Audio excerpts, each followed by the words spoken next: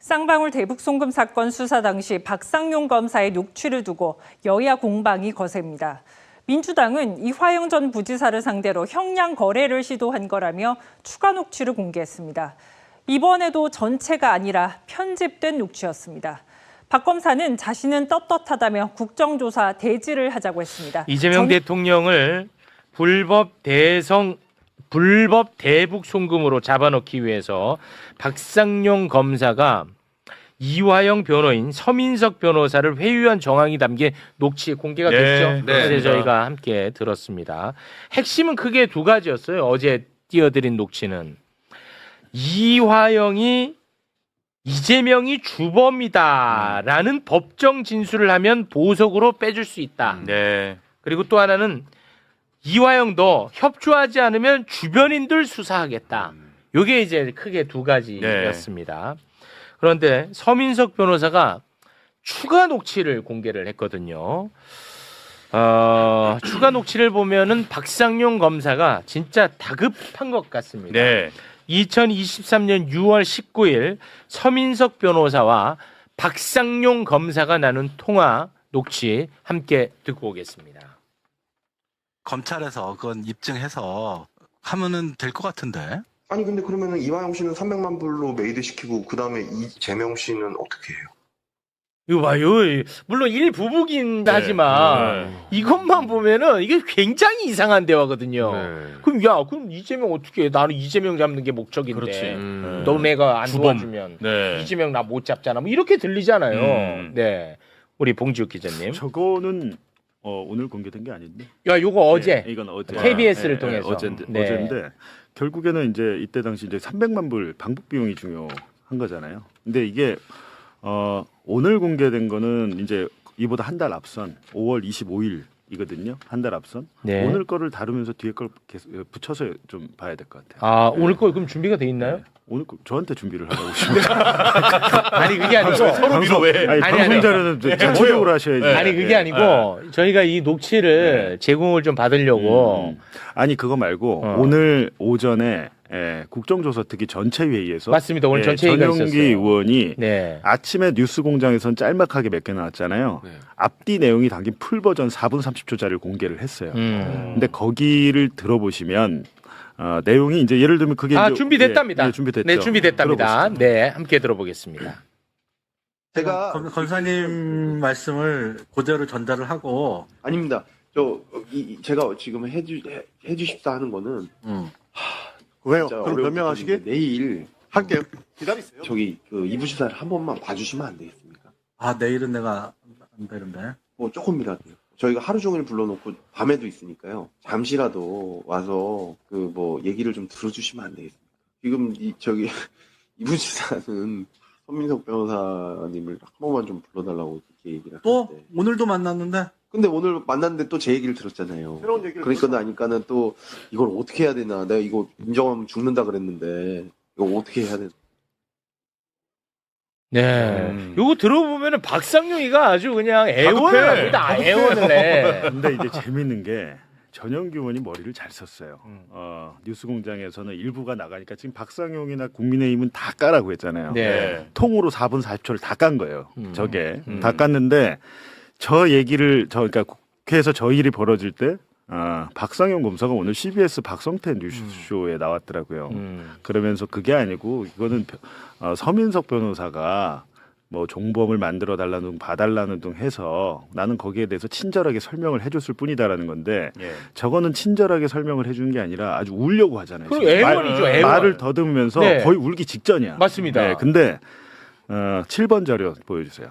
7번. 이게 이제 녹음 파일만 들어서는 앞뒤 상황을 잘 모르니까 7번 자료를 보면 2023년 5월 17일 연호회 술 파티가 기점이에요. 그렇습니다. 이때부터 이화영 부지사가 약간 흔들려요.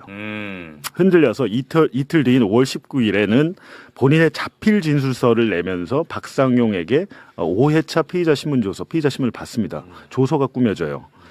그게 자필 진술서가 뭐냐면 4번 자료 보여주세요. 이게 뭐야? 4번 자료를 보시면 여기 자필 진술서 읽어봐 주시죠. 본인은 쌍방울 김성태 전 회장이 북한의 요청에 따라 대북 송금을 하였다고 얘기하여서 들은 바가 있었으며 대략의 흐름을 이해하고 있었습니다. 그리고 이재명 지사에게 김성태 전 회장이 이재명 지사에게 도움을 주려고 노력하였다고 말씀드린 적이 있다고 기억하고 있습니다. 당시 이재명 지사는 알았다고 말한 것 같습니다. 추후에 기억나는 대로 보충해서 말씀드리겠습니다. 네. 이게 이제 통상적으로 대장동 사건도 그렇고 뭔가 이렇게 진술의 조작이 시작될 때 자필로 쓰게 합니다. 네, 나중에 뭐 내가 강압으로 한 거 아니에요, 회유 아니에요, 이거를 하기 위해서 자필을 쓰게 만든 다음에 그날 자필을 쓰게 만들고 조사를 해요. 그래서 1번 자료 보시면 피의자 신문조서 제 5회 요거를 이제 작성을 하는데 2번 자료. 네, 이 내용을 한번 봐주시죠. 영화 같아. 네. 자, 질문. 제가 질문할게요. 네. 자필 진술서의 내용은 쌍방울그룹 대북송금에 대해 김성태 회장으로부터 들어서 흐름을 이해하고 있었다. 이재명 지사에게 이를 말씀드린 적이 있다는 내용인데 맞는가요? 예, 그런데 대북송금에 대해 직접적으로 이재명 지사에게 말씀드렸다는 취지가 아니라 김성태 회장이 이재명 지사에게 도움을 주려고 노력하고 있다는 취지로 말씀드렸다는 겁니다. 어떠한 내용에 대해서 김성태 회장이 이재명 지사에게 도움을 주려고 노력했다는 건가요? 대북 관계 등에 대해서입니다. 구체적인 내용은 제가 차차 말씀드리고자 합니다. 그러면 피의자가 대북 관계 등의 김성태 회장이 이재명 지사에게 도움을 주려고 노력하고 있다라는 내용을 이재명 지사에게 얘기한 이유는 뭔가요? 김성태 회장이 대북 관계 등에 대해 노력하는 내용이 이재명 지사에게 도움이 되는 내용이었기 때문입니다. 네, 이거는 전에는 아예 이 얘기를 하지 않았는데 약간 넘어간 상태입니다. 이때가 이 회유에 약간 넘어갔는데 왜냐면 연어 술 파티가 있었잖아. 연어 술 파티하고 근데 이제 그리고 3번 자료 3번. 보여주시면 대통령 후보로서 이날 조사받은 내용이에요. 네. 이렇게 해서 일단 뭔가 쌍방울 그룹이 도움을 주고 있는 듯한 얘기는 했다. 그리고 이재명 지사가 알았다고 했다라는 건데 박상용이 이제 이렇게 묻죠. 대통령 후보로서의 정치적 입지도 포함되는 건가요? 구체적인 내용은 차차 말씀드리겠습니다. 피의자는 지금까지 쌍방울 그룹의 대북 송금 사실에 대해 전혀 모른다고 했고 이재명 지사와의 연관성도 부인해 왔는데 오늘 이에 대해 태도를 변경한 이유가 뭔가요? 다른 이유는 없고 저의 생각에 따라 말씀드린 겁니다. 구체적인 내용은 어떻게 진술을 할 건가요? 일단 다음 주 월요일인 22일 출석해서 진술하겠습니다. 요렇게 이날 조사가 끝나요. 요렇게 이제 끝이 납니다. 5월 19일에. 지금 딱 보면 뭔가 회유가 약간 먹혔는데 확실하게 시원하게 말이 안 나오고 시원하진 않아. 마지막에 22일에 얘기를 하겠습니다. 네. 구체적으로. 근데 본인도 엄청나게 고민을 했겠죠. 이거에 대해서. 그렇겠죠. 왜냐면 없는 거를 말을 해야 되니까. 맞습니다. 그리고 나서 다시 타임라인 보여주시죠. 타임라인 보여주시면 자, 지금 우리가 본 거는 5월 19일입니다. 19일에 자필 진술 제출을 조사 받았죠. 예. 22일에 하기로 했는데 이날 조사를 아마 거부한 것 같아요. 맞죠. 거부하고 못했고. 24일에 받습니다. 24일. 24일에 조사를 받는데 24일에 예. 26일에 내가 답을 하겠다고 약속을 했나 보네. 예. 그러니까 박상윤이가 애원을 하나 보네. 지금 잠깐. 야, 좋았다. 목지금 좋았다. 타임라인 좋았다. 이제 이해가 좀 되네. 24일에도 5번 자료. 와, 이제 좀 이해되네. 5번 자료를 보여주시면 24일. 이게 이제 22일에 했던 걸 이틀 뒤에 해가지고 24일에 한 거잖아요. 네. 24일에 보면 우측에 예. 피의자는 지난 조사에서 대북 송금과 관련해 일부 자백을 하는 취지로 진술서와 피의자 신문 조서가 작성됐는데 지금도 입장은 동일한가요? 예, 그렇습니다. 지난 피의자 신문 조서에서는 이번 주 월요일인 5월 22일경부터 자백한 부분에 대해 구체적인 진술을 하기로 했는데 오늘 24일 수요일이 돼서야 진술을 하게 된 이유는 뭔가요? 그동안 구체적인 입장 정리하기 위해서 변호인 접견 및 상의를 하느라 시간이 필요했습니다. 오늘 이후에도 시간이 좀 더 필요할 걸로 생각됩니다. 구체적 조사는 오는 금요일인 26일에 받도록 하겠습니다. 이렇게 하고 좋았다. 이화영 부지사가 서민석 변호사를 오라고 해요. 와, 난리가 났네. 다음 날인 5월 25일에 접견을 해서 사실은 박상용이 나한테 이런저런 회유와 압박을 했다라고 접견을 하면서 얘기해. 얘기하고 서민석 변호사 깜짝 놀라 처음 들은 거야. 처음 들은 거예요. 처음 듣고 접견을 마치고 딱 나왔는데 구치소를 나오고 있는데 박상용이한테 전화가 온 겁니다. 그 전화가 아까 그 전화. 그 전화가 짧으니까 다시 한번 듣자. 요렇게 들어보셔야 돼요. 복지육 좋았다. 너무 야, 이제 이해가 확 되네. 이제 이해가 돼. 야, 지금 감질만 나게 딱 해놓고 계속 미루니까 서 변호사를 만나잖아요. 또 밀었잖아. 내가 26일에 하겠다. 안달이 25일에 실제로 접견이 됐고, 야 이화영이를 설득하려면 서민석만 잡으면 되겠구나. 이렇게 생각을 한 거죠. 그러네. 그리고 통화를 아니, 한 거예요. 나 정리가 우리가 딱 자 박상윤, 내가 박상윤이라고 잠깐만 빙의해봐. 이거 거의 다 됐어 진짜. 거의 다 됐는데 자꾸만 조금씩 밀어. 난 아주 죽을 맛이야. 지금 거의 다 됐는데 야씨 안 되겠다. 서민석 전화하자. 전화 통화 듣겠습니다. 제가 권사님 말씀을 그대로 전달을 하고 아닙니다. 제가 지금 해주십사 하는 거는 왜요? 진짜 그럼 어려운 변명하시게? 부분인데 내일 할게요. 기다리세요. 그 이부지사를 한 번만 봐주시면 안 되겠습니까? 내일은 내가 안 되는데. 조금이라도 저희가 하루 종일 불러놓고 밤에도 있으니까요. 잠시라도 와서 얘기를 좀 들어주시면 안 되겠습니까? 지금 이부지사는 서민석 변호사님을 한 번만 좀 불러달라고 이렇게 얘기를 또 하는데. 오늘도 만났는데. 근데 오늘 만났는데 또 제 얘기를 들었잖아요. 새로운 얘기를 그러니까 나니까는 또 이걸 어떻게 해야 되나. 내가 이거 인정하면 죽는다 그랬는데 이거 어떻게 해야 되나. 야, 시간 순으로 하니까 이해가 지금 됐다. 5월 25일에 이게 통화를 하는 거는 내일 박상영 입장에서 내일 제가 이화영 불러서 조사할 건데 제발 좀 와달라. 잠깐만요. 제발 좀 우리 조사 받을 때 와달라고 서민석 변호사가 안 가요. 안 예, 갔어? 안 가. 왜? 예, 안 들어준 거죠. 위험하니까? 저 청탁을 안 들어준 거죠. 그러니까 위험하다고 만나 보네. 서민석 변호사가 일정 부분 많은 오해를 받은 건 사실인 것 같아요. 이걸 보니까 제가 자료를 쭉 보고 녹음 파일 들어보니까 왜냐하면 서민석 변호사가 전화를 지금 다 녹취가 나오진 않았지만 우리는 아예 자폭할까도 생각 중이다. 그냥 우리 죽자 그냥. 나중에 뭐 어떻게 되겠지. 협조하지 않겠다. 왜냐하면 서민석 변호사 얘기 마찬가지로 제3자 뇌물 100억 뇌물은 더 세요. 형이 잘못하면. 그걸 할 바에 그냥 우리 저 쌍방울 그 뇌물 그런 걸로 죽자. 이런 말까지 했던데 어찌됐든 다음 날 실제로 이화영을 불러서 조사했습니다. 그게 6번 자료. 다음 날 불러가지고 조사를 또 했어. 자, 기니까 제가 중간에 읽을게요. 박상영 검사가 조사한 겁니다. 경기도 스마트팜 사업을 위해서 김성태가 돈을 내주는 것이라고 얘기하지 않았나요? 그렇게 말씀드린 적은 없습니다. 그리고 그 밑에 문단 맨 마지막 그 밑에 다른 자료 피의자는 이재명 지사의 방북을 위해 그 방북 비용을 김성태가 북한에 지급한 사실을 알고 있나요? 저희 경기도가 이재명 지사의 방북을 추진한 사실은 있지만 방북 비용에 대해서는 전혀 모릅니다.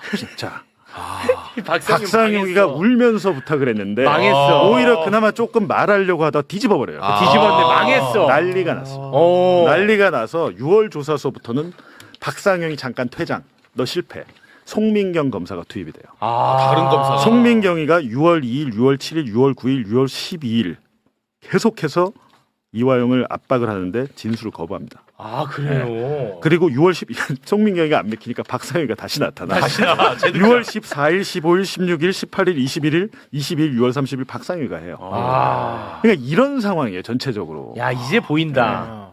이제 보여. 근데 박상영이가 재등판했을 때 6월 14일과 15일에 약간 또 옛날에 진술했던 것처럼 보고는 뭐 했죠. 뭐 방북 비용 이런 건 아니고 쌍방울이 좀 도와주고 있다는 취지로 똑같은 얘기를 해요. 약간 기대할 수 있게. 박상영이가 다시 신났어. 6월 14일, 15일 이 얘기를 했다가 16일, 18일에 뒤집어 버려 다시. 또 뒤집어. 이하면 다시 뒤집으니까 6월 19일에 또 통화를 하는 거야. 그래서 우리가 들은 게 6월 19일 그렇지. 통화구나. 이 진술이 나올랑말랑 할 때 통화하고 뒤집었다가 인정했다가 다시 뒤집었을 때 또 통화. 봐봐, 앞에서는 보니까 애원이야. 근데 6월 19일을 보면은 이제는 구체적으로 너가 잘 도와주면 이재명이 주범이라고 하면은 보석도 해준다라고 구체적인 서비스가 들어갑니다. 근데 그것도 또 안 먹히면은 야, 너 주변 사람들 조사한다. 쓱 들어가.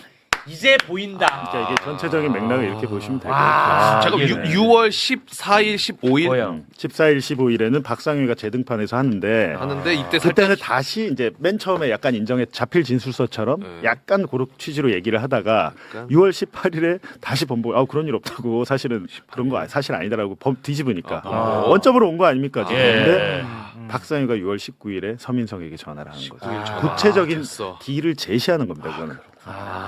정리가 전에는 막연하게 하다가 구체적으로 딜을 제시하면서 협박을 하죠. 주변 털겠다. 얘도 이제 고민을 했겠지. 박상용이도. 그 혹시 그러면 그때 그 검사실에서 조사 받을 때 변호사는 누구였어요? 그게 설주환 변호사예요. 아 그게 지금 그 이게 유명한 저는 설주환 준비되시면서 변호사야. 보니까 저는 개인적으로 설주환 변호사와 박상용 검사의 통화 녹음 파일이 훨씬 더 많을 거라고 봅니다. 저는 처음에는 설주환을 이용해서 어떻게 하려고 했던 것 같아요. 예. 그러다가 안 되고 이화영 부지사는 설주환을 믿었던 것 같지도 않고 서민석 변호사에 의존을 하니까. 근데 실제로 서민석 변호사가 증인신문 이렇게 법정 증인신문 기록을 보면 사건에 대해서 내용 파악을 잘하고 있고 변론을 잘했어요. 그건 제가 이제 수사 기록을 검토하면서 보니까 이화영 부지사가 서민석한테 의존하는 사실을 알고 설주환을 별로 믿지 않는다는 것을 눈치챈 후에 아까처럼 읍소하는. 내일 이화영 부를 거니까 제발 좀 한번 와달라고. 이게 할 수 있는 얘기입니까 변호사한테? 말도 안 되는 얘기지. 세상에 수사하는 검사가 피의자의 변호인에게 제발 좀 검찰청 한번 와달라고. 이거 5월 19일 자필진 순서 제출할 때 설주환 변호사도 같이 서명을 했네요. 자필 진서 다시 한번 이제 4번 자료 하단에 보시면 설주환 사인. 설주환 여기지 설주환. 지금 이 설주환이 지금 개혁신당에 가 있잖아요. 아니 지금 어디로 들어간 건 아니고 자문 변호사. 그때 뭐 자문했던 네. 걸로 저는 알고 하여튼 있습니다. 이분이 약간 민주당에서 뭐 정치적인 야망, 정치 지망생이었는데 거기서 뭐가 좀 잘 안 됐는데 나갔는데 본인이 이 사실에 대해서 제일 잘할 거 아닙니까? 녹음 파일도 있을 거라고 저는 봅니다. 네. 이 이슈는 자, 조금 빨리 했으면 그죠, 좋겠는데 깔끔하게 짧게 하죠. 사실은 이석현 평론가가 월요일 뉴잼스 시간에 이 얘기를 하면서 저도 교정이 됐어요. 아하, 맞습니다. 박상용 굉장히 문제 많은 친구네 이런 쪽으로 논조를 잡아가려다가 맞아 이게 좀 이상한데 이상하죠. 많이 이상한데 이게 박상용 악마화 하면서 끝날 일이 아닌데 정확합니다. 그런 생각을 했어요. 그러니까 이게 그 당연히 이례적인 대화죠. 박상용 검사와 서민석 변호사의 그 녹취록이 요즘 화제인데 네. 이례적인 거는 확실하고 비판받을 지점이 많죠. 네. 검사로서 저렇게 이렇게 형량 거래를 한 거야. 그거는 그거대로 분명히 문제 삼을 일이긴 한데 맞아요. 근데 제가 질문이 그거예요. 이제 일종의 플리바게닝 과정이었던 것 같은데 예. 뭐 현행 불법이죠. 예. 그냥 가능했을까요? 아니죠. 박상용 검사가 음. 바보입니까? 그냥 누울 자리 보고 그런 얘기 하는 겁니다. 그렇지. 그 소위 이제 피의자의 변호사와 저렇게 허심탄회하게 얘기를 하려면요. 허심탄회하게. 평소에 어떤 맥락이 있는 겁니다. 네. 저는 그 어제 그 고도원 변호사도 용기 있게 그 얘기 하더라고요. 여기 나와서 박상용, 서민석이 한편으로 보인다. 비슷한 이해관계를 공유했던 걸로 보인다. 당시에. 그러니까 저는 그 생각이 들더라고요. 이 뉴 이재명은요. 언제나 이재명 대통령에게 좋을까를 생각합니다. 그렇지. 가장 좋은 건요. 그 얘기했어요. 저희 신인규 변호사가 애매할 때는 이재명의 이익으로 그렇게까지. 근데 가장 좋은 건 이 예. 확정 판결이 나기 전에 이걸 공개했어야 되는 겁니다. 왜 그때는 안 하고 지금 하실까? 이분이 충주시장 예비 후보에서일까? 이거는 저의 망상입니다. 네. 근데 저는 당시에 그 윤석열 정부가 출범하고 예. 그 상황에서 이화영 지사가 여러 고민이 있으셨을 것 같고 박상용 검사가 이를 설득하고 하는 그 모든 그 복잡한 과정이었을 거예요. 네. 근데 지금 제가 드리고 싶은 말씀은 이재명 정부가 이렇게 인기가 좋고 지방선거를 뭐 이제 여러 이제 지역 개발, 뭐 이재명 정부의 성과, 중도 실용으로 치를 수 있는 상황에서 다시 이 검찰 개혁 이슈를 메인 의제로 가져가는 게 좋을까? 그걸 가져가고 싶은 사람들은 누굴까? 경기도지사 후보 토론회에서 마무리 발언에서 검찰 개혁 얘기하는 후보는 누굴까? 이런 생각까지 해보게 되는 겁니다. 네. 그러니까 저는 이제 뉴 이재명의 새로운 시대에는 좀 이런 것들이 그냥 단순하게 검찰 죽여라 이러고보다는 여러 가지 이제 고차 방정식의 맥락을 이해하시면 더 좋겠다는 생각이 들고요. 그런 면에서 누구 한 명 악마다 아니다의 문제가 아니라 저 좀 이상한데 이렇게 보실 필요도 있을 것 같다. 물론 저도 이제 녹취록 전문을 본 건 아니고 지금 계속 이제 진실이 드러나는 상황인데 약간 그냥 선악의 구도로 깔끔하게 보기 어려운 장면들은 좀 있는 것 같아요. 네, 그렇습니다. 거기까지 드립니다. 일단 서민석 변호사가 지금 청주시장 예비 후보예요. 더불어민주당. 충주가 근데 아니었군요. 지금 이 국면에서 이 녹취를 깠단 말이죠. 이게 과연 선거와 무관한가? 이것도 한번 짚어봐야 되고. 그리고 지금 그 재판 끝났어요. 그러니까요. 확정 판결이 났어요. 그래서 이화영 부지사 유죄 확정이 됐어요. 그럼 변호인이라면은 재판 받을 때 그걸 까야지. 그때는 왜 안 까고 이제와 까는가? 뭐 녹취록을 이제 발견했다고 하실 수 있는데 그런 얘기들을 아니 그 대화를 본인이 나눈 거 그러니까, 아닙니까? 증거가 있고 없고를 떠나서 기본적으로 뭐든지 그 지금 당사자로서 지금 피고의 의뢰인의 이익대로 해야 되는데 그때는 왜 가만히 있다가 이제 와서 까는가? 이거는 설명이 안 돼요. 그러니까 저는 당시에 서민석 변호사가 의뢰인의 이익을 위해 그렇게 플리 바게닝 하는 것 자체를 또 비난할 수 하지도 않아요. 그럴 수도 있죠, 변호사가 자기 의뢰인을 최대한. 근데 그거를 이제 와서 까는 건 조금 별로죠. 네. 그리고 이게 이재명 정부에 도움이 될까? 저는 항상 이 질문을 던지는 뉴 이재명입니다. 쌍방울 대북 송금 사건을 담당한 박상용 검사가 연일 조작 기소를 했을 것으로 추정되는 정황이 담긴 녹취가 계속해서 나오고 있어요.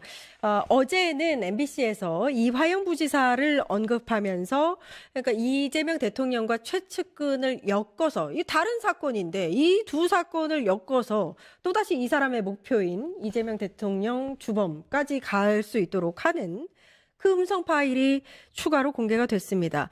요거는 관련한 어떤 내용 녹취가 공개가 됐는지 요걸 듣고 와서 토론을 이어가 보도록 하겠습니다. 지금 정진상, 김용 이런 사람들도 다 공범화돼 있지 어디에 종범화돼 있는 게 있습니까? 저희가 그거랑 맞춰야 되는데 할 수가 없잖아요. 이화영 씨 방조범을 할 수가 없죠. 그럼 어떻게 방조범을 할 수 있겠어요? 결국에는 그렇게 하면 둘이를 묶어가지고 이재명과 이화영을 묶어서 이거는 김성태 말이 맞고.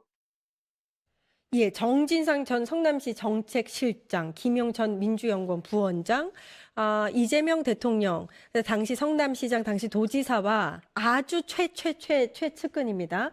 이 사람들의 사건을 엮어서 뭔가 이재명 대통령의 죄를 뒤집어 씌우려는 그런 정황이 담긴 녹취거든요. 이거 어떻게 들으셨어요? 그러니까 지금 국정조사 특위하면서 하나씩 지금 검찰 조작 기소에 대한 정황들이 나오고 있는 거 아닌가라는 생각이 들고요.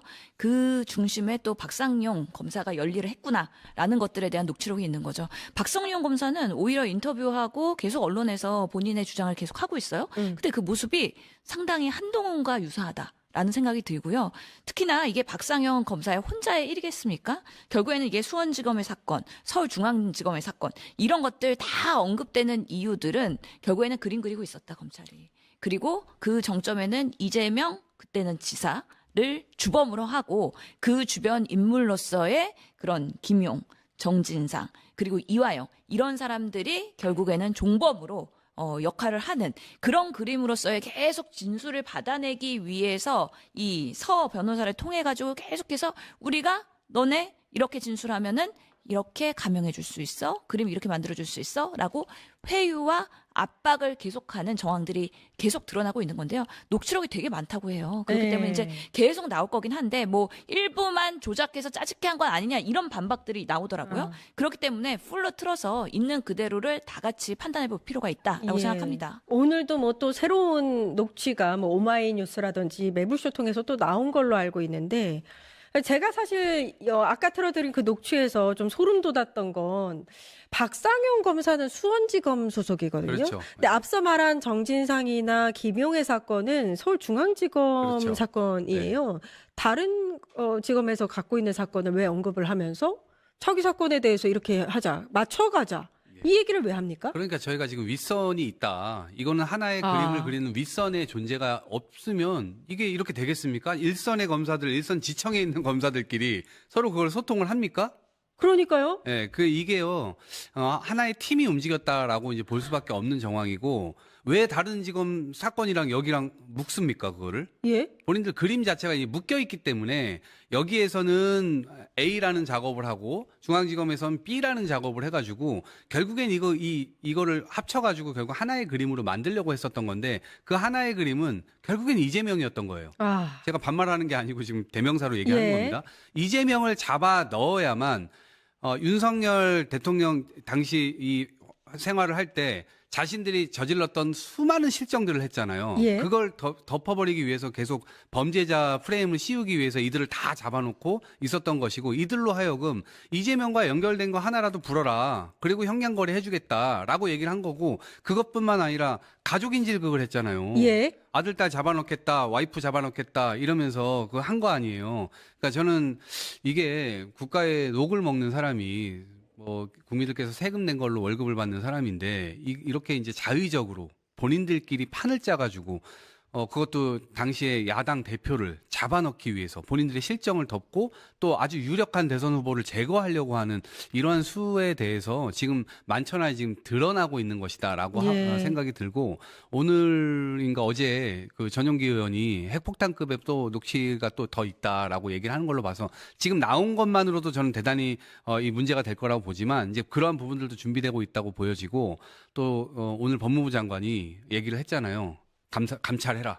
그렇죠. 예, 감찰해라. 그래서 시효가 2년 정도 되는데 그때 이 연어술 파티가 있었던 걸로 지금 추정되는 날짜가 2023년 5월 17일입니다. 예, 그렇기 때문에 지금 2년 아직 좀 이제 남아 있는 상태이기 때문에 걱정하지 말아라라고 하는 메시지가 법무부로부터 나왔거든요. 그래서 저는 이 감찰도 역시 똑같이 신속하게 들어가야 된다 이렇게 봅니다. 예, 2년이 아니라 3년 아닌가요? 3년? 2023년. 2023년. 예, 그렇죠. 그러니까 예, 맞습니다. 시효가 3년이니까. 예, 맞습니다. 네, 3년이니까 2026년이니까. 1, 2개월 정도 시효가 남아있는데 맞습니다. 좀 남아있습니다. 빠르게 감찰이 예. 진행돼서 이런 검사가 있으면 안 되는 거예요. 그러니까 아까 말씀드렸듯이 박상용 검사는 수원지검, 아까 정진상, 김용은 서울중앙지검의 사건, 근데 나중에 박상용 검사 녹취에서 나왔던 이 사건들과 수원지검에서 다뤘던 대북송금 사건이 중앙지검으로 가서 이거 병합됩니다. 그러니까 말한 그대로 되는 거예요. 그러니까 설계가 되어 있었던 대로 됐다고 볼 수 있는 겁니다. 그러니까요. 이게 뭐 박상용 검사가 무용심에 혼자 했겠습니까? 그렇지 않았다라는 것들이 정황들이 드러나는 건데 저는 참 검사가 이렇게 그 조사를 받는 대상의 그런 피의자의 변호인과 수십 차례 전화를 하는 게 맞나? 그게 통상적인가? 그것도 되게 궁금해요. 그러면은 검사 입장에서는 본인이 조사를 하고 수사를 하는 과정에서 피의자를 불러왔고 원하는 대로 뭐 본인들이 할 수 있는 일을 따박따박 하면 되는 거지. 왜 변호사랑 계속 전화를 하면서 말 맞추기를 시도하느냐. 왜 회유를 하느냐. 참 이상한 일이다. 그런 면에서는 윤석열 정권이 들어오고 나서 이재명 전 지사를 어떻게든 우리가 유죄로 범죄자를 만들 프레임을 계속 만들려고 했던 그 일환으로서 오더가 내려왔고 박상용 검사가 거기서 성과를 내고 싶었기 때문에 상당히 어떻게 보면은 본인의 그 해야 될 일 이상의 역할을 하면서 이 담당 변호사와 이렇게 수십 차례 하고 그래서 진술을 유도하고 이런 식으로 하면은 아무것도 아니게 된다라고 하면서 결국에는 10년형부터 시작하는 거 아니야 이런 방식으로 압박과 협박도 주면서 그런 과정을 겪었기 때문에 사실 이화영 전 부지사가 한번 흔들리잖아요. 그게 23년 6월 달이고요. 6월 10일에서 15일 사이에 그 마음의 변화가 보이는데 그래서 이 김성태 쌍방울 회장이 그 대북 비용을 대납을 하는 거에 대해서 이화영 전 지사는 알고 있었고 그러면 이재명 지사한테 보고를 했나 했을 때 보고를 했다라고 한번 얘기를 해요. 인정하는 진술을 하게 되죠.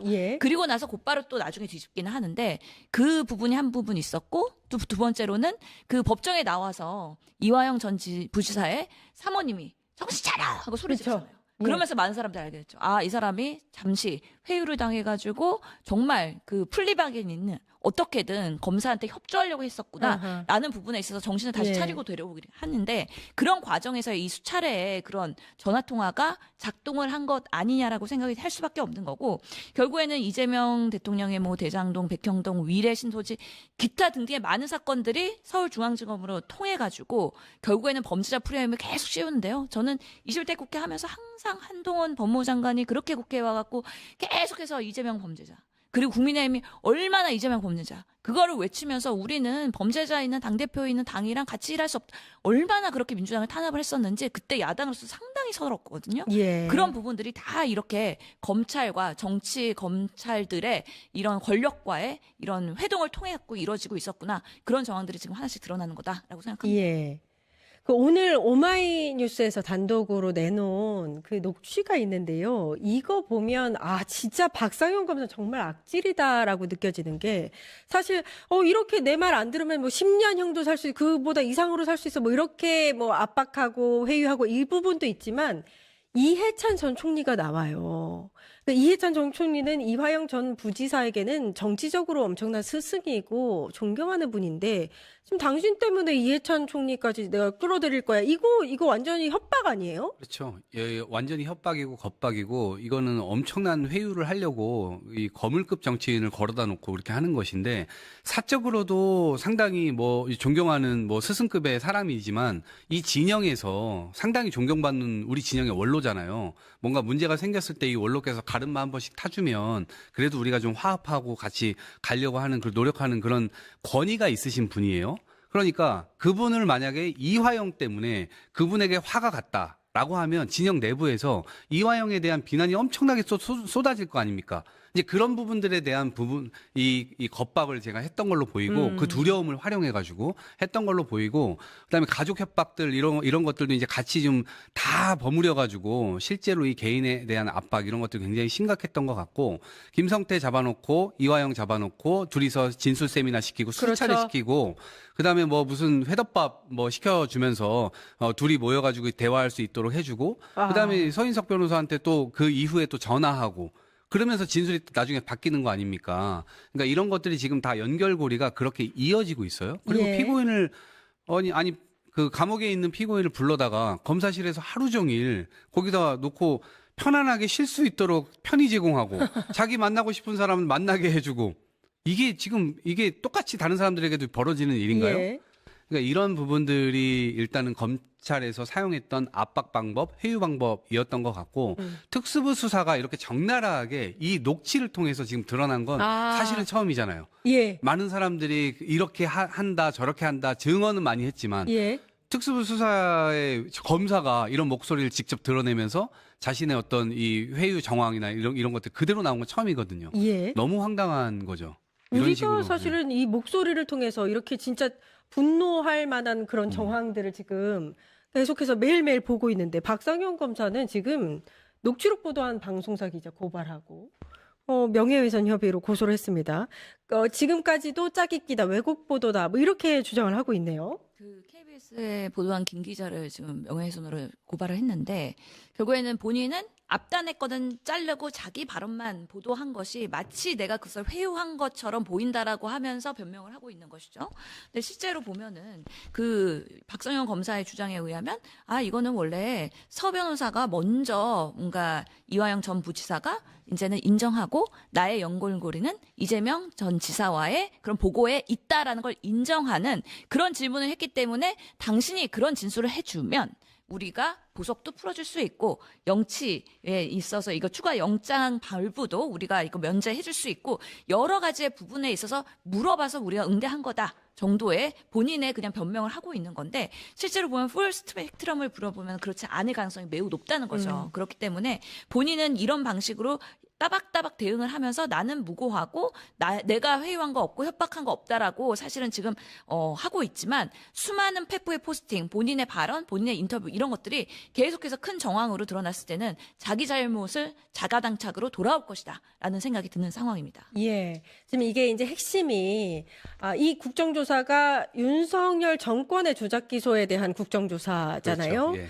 그러니까 박상용 검사가 잘못한 거 맞는데 일개 검사가 이거 혼자서 설계해서 혼자 이렇게 했을 것이냐? 그럴 수 없죠. 아니라는 거죠. 그 맞습니다. 윗선에 누가 있느냐? 윤석열이 있다는 거 아닙니까? 맞아요. 그거 밝혀야 됩니다. 그렇죠. 윤석열은 계속해서 포커페이스 했잖아요. 예. 본인이 무슨 국정에 엄청나게 뭐 신경을 쓰는 것처럼 그래놓고 쪽문 만들어 놓고 술 마시고 가짜 퇴근 차량 보내고 가짜 출근 차량 데려오고 그런 식으로 했던 거 아닙니까? 예. 이제 본인의 어떤 기행이 계속해서 드러나면 안 되기 때문에 끊임없이 민주당이 문제가 있어, 이재명 문제가 있어, 민주당 정치인들 문제가 있어, 끊임없이 이 기사를 생산하기 위해서 지금 이 역할들을 다 했던 거예요. 그렇기 때문에 저는 이것이 지금 완전히 조작 날조해가지고 실제로 엄청난 문제가 있는 것처럼 그 행동대장 역할들을 했던 사람들이고 결국에 국정조사를 통해서 얻어낼 수 있는 건 뭐냐? 그 윗선의 존재, 그 짠 사람들이 분명히 있을 그렇죠. 것이고 그들이 윤석열의 다 수하들이었을 겁니다. 예. 심부름들을 했고 그 법무부 장관부터 시작해서 다 많은 분들이 아마 용의선상에 올라가게 될 것이고